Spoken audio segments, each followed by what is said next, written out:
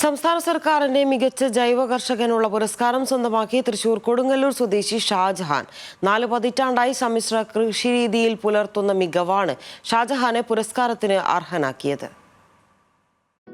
കൃഷി, മൃഗസംരക്ഷണം, മത്സ്യകൃഷി തുടങ്ങിയ മേഖലകളിൽ സജീവമായ ഷാജഹാൻ 3.5 ഏക്കർ സ്ഥലത്താണ് വൈവിധ്യമാർന്ന കൃഷിരീതികൾ നടപ്പാക്കുന്നത്. പച്ചക്കറികൾക്കും നാണ്യവിളകൾക്കുമൊപ്പം വിദേശീയ ഇനത്തിൽപ്പെട്ട പഴവർഗ്ഗങ്ങളും കൃഷിയിടത്തിലുണ്ട്.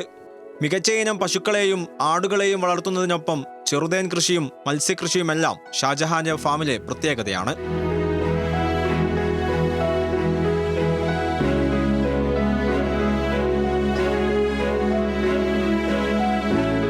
മണൽ നിറഞ്ഞ പ്രദേശമായതിനാൽ സ്വന്തമായി നിർമ്മിച്ച 400 കോൺക്രീറ്റ് റിങ്ങുകളിലാണ് പച്ചക്കറി കൃഷി. 450 കോൺക്രീറ്റ് തൂണുകളും 1000-ലധികം PVC പൈപ്പുകളും സ്ഥാപിച്ചാണ് കുരുമുളക് കൃഷി ചെയ്യുന്നത്.